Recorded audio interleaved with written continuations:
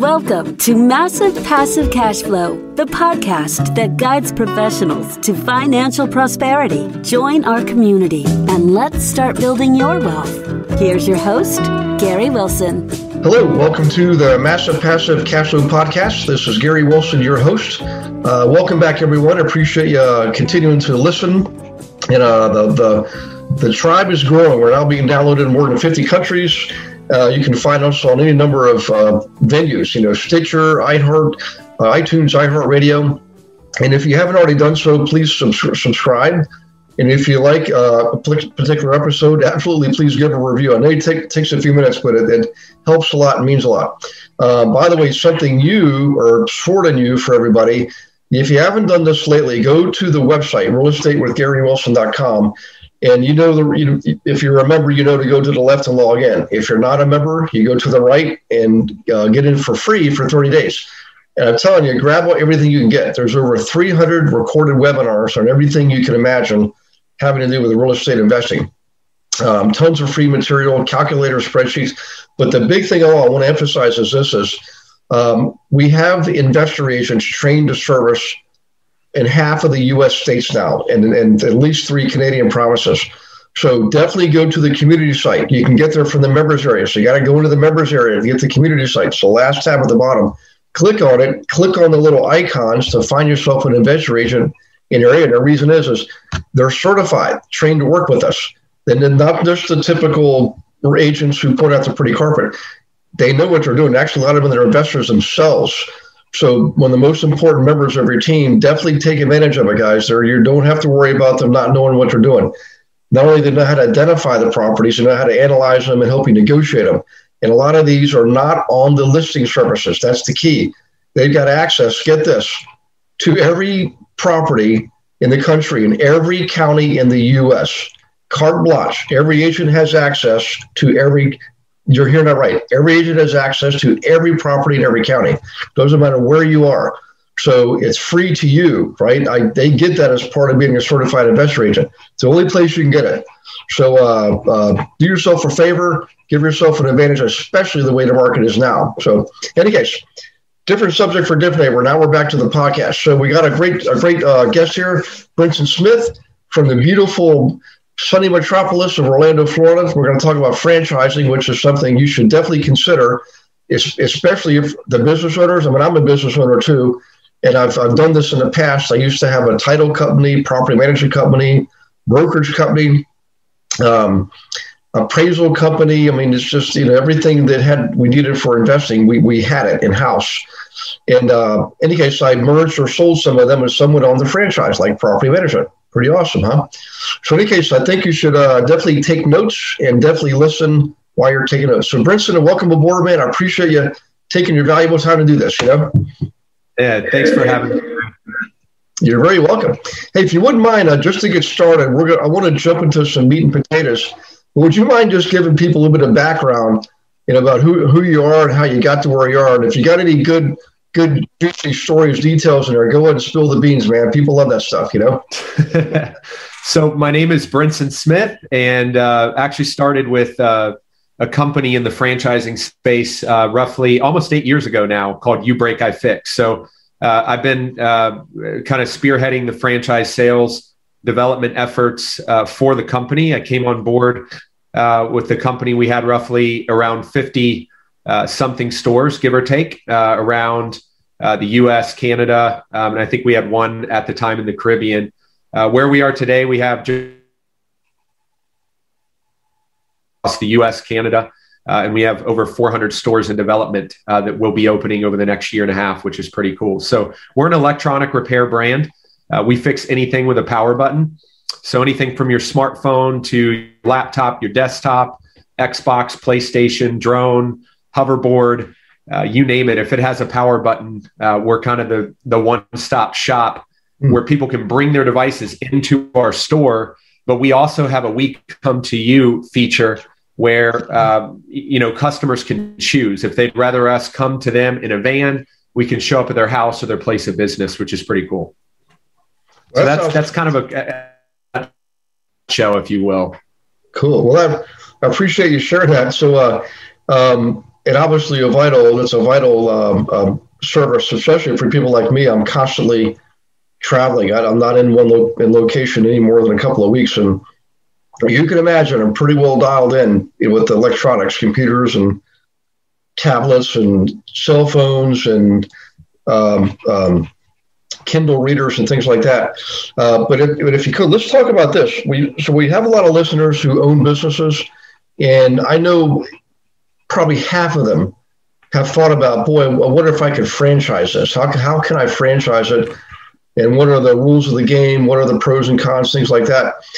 So you got a great audience here. But if you wouldn't mind, what's sort of the what are some of the big reasons why someone would want to franchise? I mean, I know obviously they're basically working their butts off because they built their business from scratch typically. But like, what are the key benefits of franchising what you've already got? I mean, I know freedom's probably one of them, but tap in on that a little bit and fill us in if you don't mind. Yeah, no, I think it's a great question. Franchising, when you look at franchising, you step back at a high level. It is a way to take a product to market, typically much quicker, and you can ultimately franchise anything, right? I think one of the cool things about franchising, I mean, if you get in your car and you drive down the street, and I guess to tie into real estate, one of the cool things about real estate is if you get in a plane, a car, wherever you are, you're pretty much on real estate, flying over real estate. Real estate's everywhere, right? And I think one of the cool things about franchising is if you drive down your community, you go down, the busy road, or I mean, shoot, it could be a kind of a non-busy, area in your market. You'll see businesses on both sides of the road, and likely 30, 40, up to 50% of those businesses are franchise businesses. There are thousands of franchise companies. A lot of them have been around for decades and have, great brand recognition in the market. So franchising, again, it's a way to take a product to market. And the reason why I love franchising as opposed to more so the corporate approach, if you will, of growing a business is you have the ability to scale the company with people that are embedded in their community. Most franchisors, which, UBreakiFix is a franchisor, we're the parent company. Most franchisors work with people that are ingrained in their community. They live there. They might have prior business experience in that market. Their kids go to school there. They go to church in the community. So empowering a business owner, an entrepreneur with all of the systems, all of the tools, and a recipe or a playbook for success that's proven with a model that's unbroken makes a lot of sense. And, there's an old adage that I heard, or is something I heard many, many years ago that says, it kind of goes like this: the wealthy, make their money in two ways, right? Really real estate or business. First make it in one and always park it in the plays in. And the really cool thing about, the franchising space is a lot of franchise companies need real estate. So I think there's a play there on the real estate side. As you grow your footprint with the franchise brand, there can be a real estate play, for you to, over time pay down principal, while you're increasing cash flow in your franchise concept. So just something to think about, but I don't know if that helps. Yeah, it does. But let's go a little deeper. Like, let's say we have, somebody that owns a dental practice, right? And they might be thinking, there's a million dentists out there. Why would ever franchise this? How could I franchise it and compete, because there's dentists in every community? And yet you look out there and guess what? There's Aspen Dental, one of the biggest franchises there is. So, what can we tell that dentist who's looking ahead? He's thinking, or she, excuse me, I don't want to be stuck behind the chair when I'm 65. Like, they're the business, right?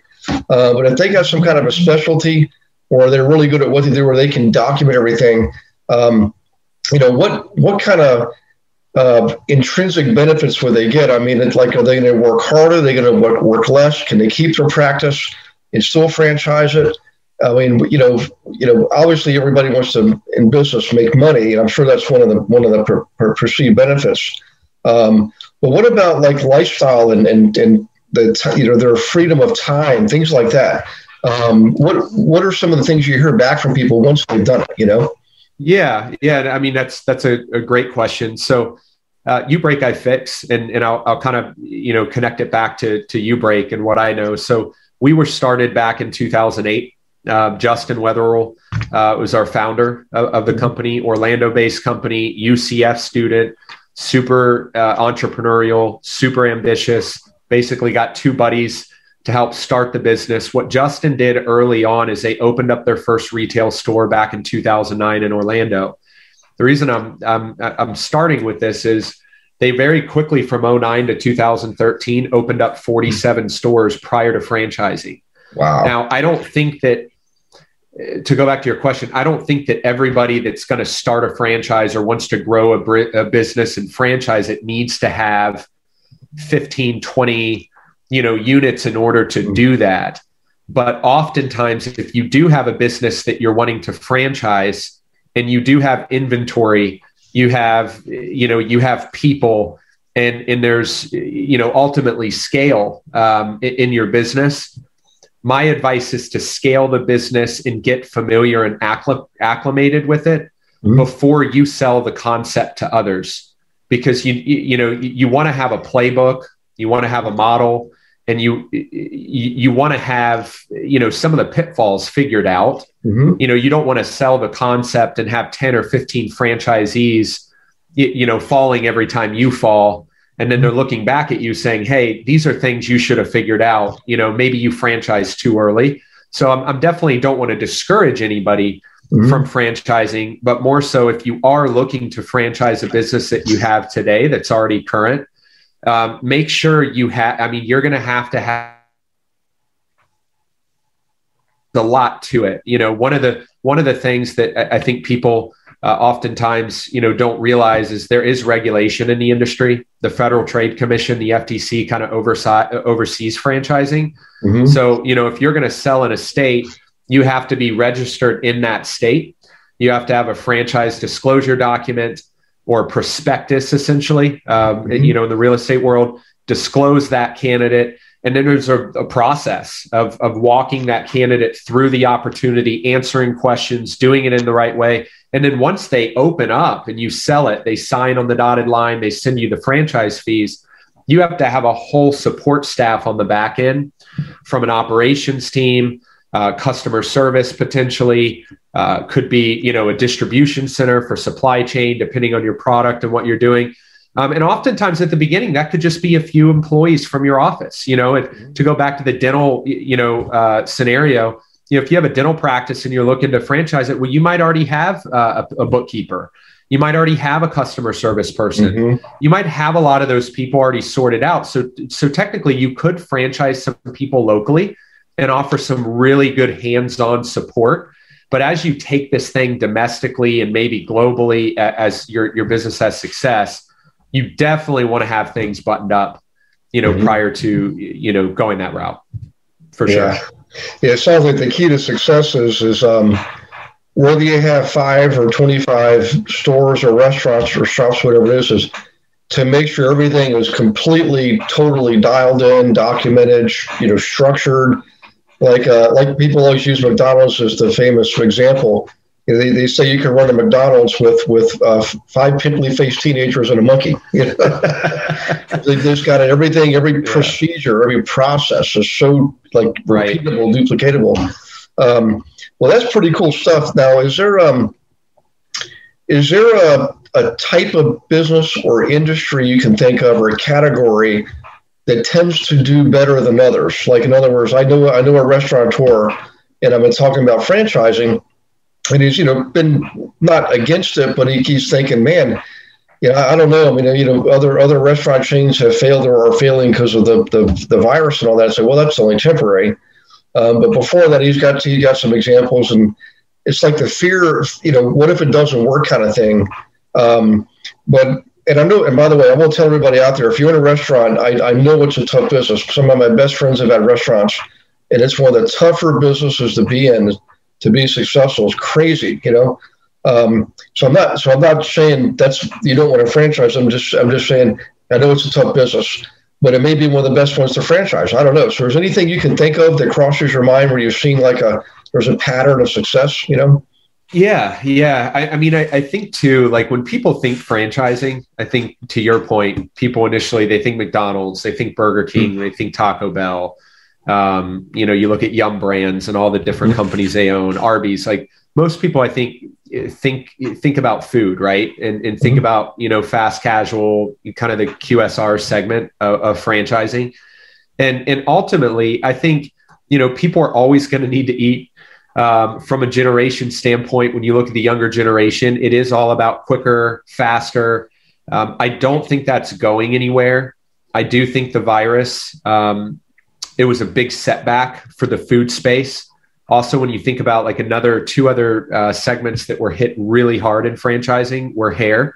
You look at Great Clips, Hair Cuttery, Sport Clips, Floyd's Barbershops, like there's a bunch of different great brands, but they were hit pretty hard. I mean, anywhere from 50, 60, 70%, revenue drops through 2020. And, that's tough. But at the same time, like, I really do not believe that over the next decade, people are going to go, man, this hair thing, I got it dialed in. I ordered some scissors on Amazon and I'm going to do it myself. I've actually tried that.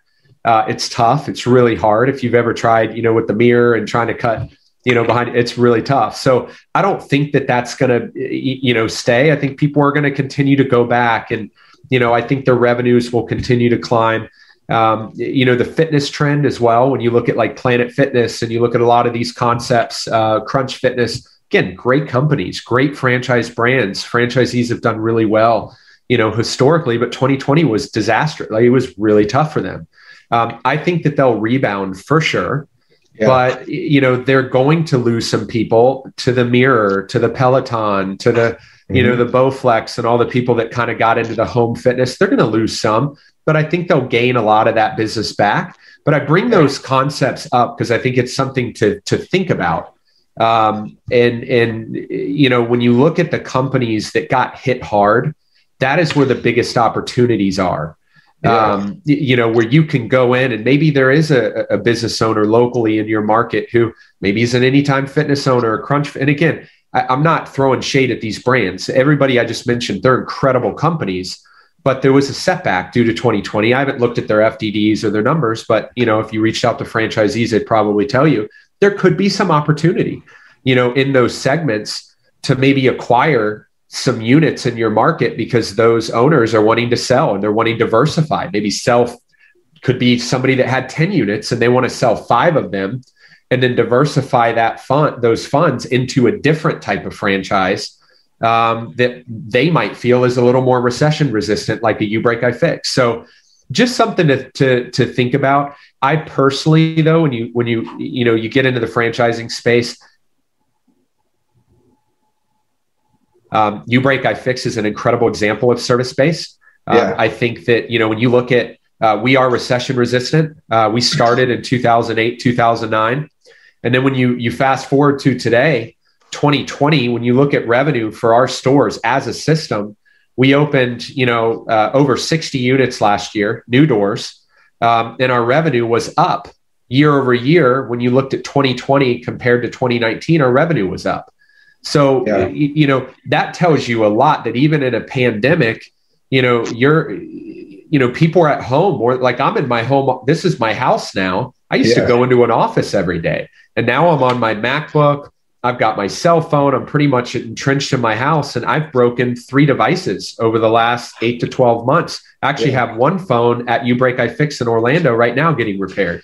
So, your phone's your best friend, your computer's practically your best friend, with work. And, if something goes down, you got to fix it. My toddler, if the iPad breaks, you best believe we're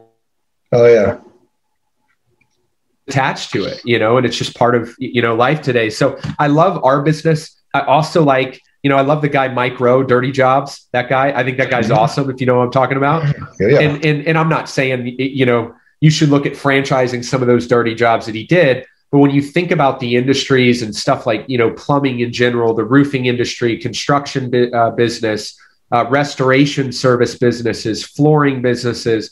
There's so many different concepts that over the next 30, 40 years are not going anywhere, no matter what happens with technology. And I think we're in that category as well. Yeah, well, I definitely love the example of the category too. Plus, you're obviously intimately familiar with it. I was thinking back to real estate too. Investors might be listening and think, well, how does this apply to me? Well, just go drive around your town and look for the signs. We buy ugly houses. That's a franchise. There's actually a couple of them out there. It's not the only one. The famous company Airbnb just went public. You can buy stock in Airbnb now, but Airbnb, that's what they did. But there's a lot of related businesses in support of Airbnb. All the people that do the turnovers, the maid services, right? Mary Maid, another franchise. You know what I'm saying? Yeah. There's all these related businesses, guys, that you can plug into. There's remember the 1-800, was it 1-800 Got Junk? Yeah. I know the guy that started that, Cameron. He's from Canada. He also in college started one, College Pro Painters, right? Franchise that. Yeah. So almost, I'm telling you, the list goes on and on. So in support of like Airbnb or your rental business, you can franchise property management, right? That's what those guys are doing. But one thing I noticed that I want to touch on this, because I don't know if it's just my opinion or is really something to it. How do you feel about customer experience-based businesses? I've seen it in restaurants, like what's the famous Disney started it. That looks like a jungle inside the restaurant. I'm drawing a blank now. I can't believe it. Is it Rainforest Cafe? Rainforest Cafe. Yeah. Experience-based business, man. So it seems to me like I don't care what the economy does, people still want to go out and have fun, So is there something to that, or does that seem like a good category too, or? No, I think it is. I mean, when you look at the, I've talked to a few franchisees over the years that category. I've talked to owners in the trampoline park businesses, and they're doing really, really well. I talked to a gentleman years back that had a rock climbing franchise that he had, and I can't recall the name of it, but he was doing really well with it. So there's so many passions. If you have a passion in, I live in Florida, and I have a lot of friends that are into paddle boarding. There are paddle boarding, franchises. There's so many different concepts that you could either start. You could buy a business, and I'm not, trying to, push anybody towards that. But I think existing businesses in general are really attractive. Oftentimes you just think about starting the new business, but every single franchise system has, if it's a successful franchise and it's not brand new, they're going to have units open. Right now we have over 600, and I'm not saying we have a lot for sale, but a lot of franchise concepts have, existing businesses that owners want to sell. And I think there are a ton of advantages, not only from, and you could reach out to your CPA and talk about advantages of buying an existing business, but you have revenue that you're buying day one, just like you're buying a cash flow producing property. Most people would rather buy a cash flow producing property than go and try to build one. And in some cases, it's tough, right? You start looking at like mobile home parks, and, in most cases, there's moratoriums, and you can't do that sort of thing. So just something to think about, buying a business as well. But to go back to your question, yes, the entertainment world, I think is, I live in Orlando, which is arguably the biggest entertainment city in the world. Arguably, but even if not in Orlando, when you're in a rural market somewhere or tertiary market, there are so many different fun concepts, for children, for adults, where you can go out, like painting with a twist. Again, that just popped in my head. That's a franchise, where, my wife went out with some of her friends, and, you get a glass of wine and get your girlfriends, you go out and paint. And that's really cool. And they're doing really well. I met a franchisee years ago, at a franchise show, which we attended. Absolutely. I think you hit the nail on the head. There's a lot of fun stuff that you can do, in addition to the service type stuff. Yeah. It's interesting. And I appreciate that too. In fact, I'm staying with friends here for a week down at Inglewood, Florida. And the wife, just came back from a half a day in a business where they get this old crappy looking furniture and they let these people participate in painting it to learn about painting, the be creative. It's like, let's reduce the stress. It's a franchise. That's so cool. But one of the things I wanted to have people think about is this. You could be out in Montana in the middle of nowhere, but if you've got something that community needs, and you might be thinking, boy, I can never expand out here because the next town's 200 miles away. You don't have to worry about that with franchising, right? You can franchise and have businesses, copies of your business all over the country if you want. Even worldwide, franchises are worldwide now. So don't let geography get in the way. But one thing I want to talk about, if we could a little bit, Brynson, is timing. I'm a very positive person, believe me. I think we're doing great in spite of the virus and all that, but also I'm a realist. And this is, my fifth business cycle as an adult, investing and starting businesses and so forth. And we're all pretty sure what's coming down the road here. So is timing a factor here? Like why would now be a good time for franchise, Yeah, I think first off, I think there's no better time than now, because if you're always waiting, that discussion that I think we've all had, whether it's starting a business or, buying a house, your first home, or having kids, right?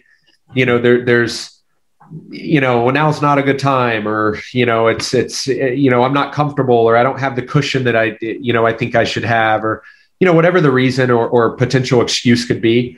I think that, you have to take, if you want to be successful and ultimately, you want to hit your goals, I think you have to be decisive. You have to take action. There is no better time than now. And you just got to do it. And I think Nike has the best slogan of all time, just do it. I think you got to jump in and do it. And I think the other thing to tie into your question is the market is at an all-time high. People, have equity in their homes. Their 401k is a 701k or whatever, right? It's doing really well. IRAs are doing well. People, investments are up. So right now, using that 401k and structuring it properly and funding a business, or using that cash value in your life insurance policy, or refinancing your house to get a better rate, use some of that cash to fund a business, or take advantage of the rates that are out there. When you look at the SBA and you look at traditional financing out there, and then there's also community capital, talking to your friends, your neighbors, your, people in your community that, are in a good position. And if you've got a background or experience, or, you brought up dentists earlier, you are a dentist, maybe, could you build a team around you? Or maybe you've been in a company for 10 or 20 years doing it really well, and you could go out and franchise a business that's, kind of tied to your experience. People will huddle around you, and support you. So I would encourage people, now is the time. I wouldn't wait, because there's always that what if, well, things could be different or things could be better. And there's a lot of question on what will happen with the market just in general right now too. And I would take advantage while, things are where they are. That's just my view, on kind of where we are. Well, I appreciate that. This all really helps a lot. Hopefully we've opened up a lot of people's eyes. But one really important question is, people are starting to think now, well, how do I do it? I mean, is there, can they call you and get a consultation, or are there companies that specialize in, one company specializes with the restaurant industry, one specializes with the auto repair industry?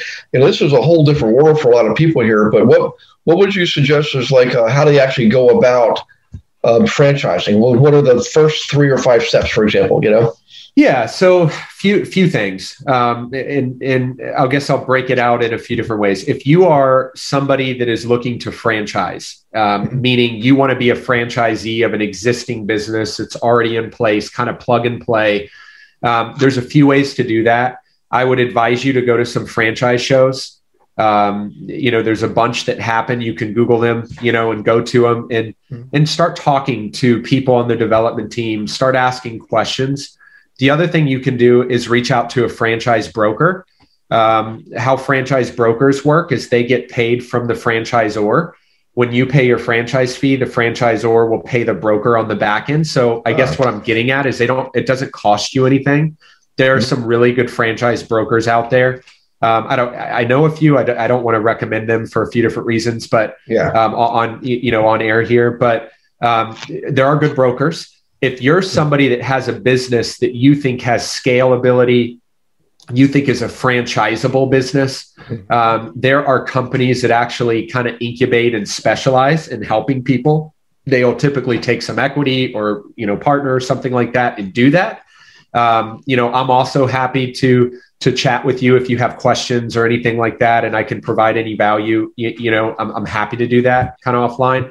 But there are companies that can help you put a plan together, franchise lawyers that are out there that help people start and craft a new FDD. That's completely doable. And then, if you want to get in contact with UBreakiFix, if you're interested in learning more, hearing more, seeing if there's opportunity in your backyard, I have a franchise sales team. They're incredible. They're great. They've been with me for almost 5 years. We would love to chat with you. You can go to franchising.ubreakifix.com, or you can just go to ubreakifix.com and click the franchising, icon in the top right. There's a little more about you kind of thing that you'd fill out, hit submit. And then what we will do is we'll send you an email and give you a call and try to set a time with you. We usually spend about 30 minutes to an hour on our first call, just getting to know you and sharing what the opportunity is all about. And then we'll invite you to a discovery day, which is basically a few hours where, we take a deeper dive where you can learn more and ask questions about, UBreakiFix, but would love to chat with you all. Feel free to reach out. And Gary, thanks so much for having me, man. I appreciate it. Yeah, you're welcome, Brynson. This has been a really interesting one because it's, a lot of times it's like real estate over and over and over again. And sometimes it's nice to divert from that a little bit. And when I saw this out there, so we're going to get this one on here because a lot of our listeners are business owners, and every investor I've ever met, at some point, like me, I lived from the corporate world into building my own businesses because of real estate. Real estate gave me the option to do that, gave me the freedom to do that. There's a platform, like a foundation upon which I launched these other businesses. And, there are other circumstances. I didn't, nothing against Pittsburgh. I love Pittsburgh. I love the people, love the sports, but I'm not from there. And I no longer had a reason to live there. And so I took the easy way out and did a lot of sold businesses and merged businesses and things like that. So I could, basically move partly to Florida, partly back to Virginia, where my family's from. Nice. And I've always thought about this, and I have clients who I think this is ideal for. So I think I speak for a lot of people, Brynson, when I tell them, when I say thank you for being on here, for everybody listening. Remember, you break it. It's UBreakiFix or UBreakiFix. Let me go back. It's UBreakiFix. And Gary, one other thing too. If anybody does want to email me directly, sorry for not giving you my email. My email is b.smith, SMITH, at ubreakifix.com. Okay. So that's b.smith at ubreakifix.com. Yep. So it's B as in boy, b.smith at ubreakifix.com. Well, that's very generous of you to share your email address. So I do that too, by the way. And Gary, and I hope that's okay. I'm sorry, I should ask you. Hopefully that's okay. No, I definitely always encourage people to share. I don't ever press them to share their phone numbers, but I will tell people, share how people communicate with you is very important. Some people like the phone, some people like the computer, but give them as many options as possible. And if for everybody listening, at least explore the opportunity. That's what smart people do. They don't say no or yes until they explore the opportunity first. Famous saying from Richard Branson. Somebody asked him, how is it he's so successful? He said, when I saw opportunity, I said yes. And that's exactly what he did. But so if you haven't, guys, go ahead and go to the website, ubreakifix.com. Also, while you're there on the internet, go to realestatewithgarywilson.com. And I want to emphasize this more. Go and grab yourself. Go into the members area. Even it's free. If you're not a member, you go to the right and get a free 30 days.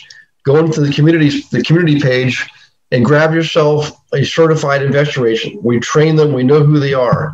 They know what they're doing. I mean, I'm one myself, and I built a training company to train them. So grab that.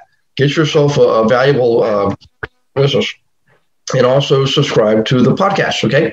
So in any case, you guys, I appreciate the opportunity to serve and teach again. I will see you on the next podcast. Meantime, take care and God bless you and your families. Bye-bye. Thanks for listening to this episode of Massive Passive Cash Flow. Be sure to go to realestatewithgarywilson.com to join our community and start building wealth today.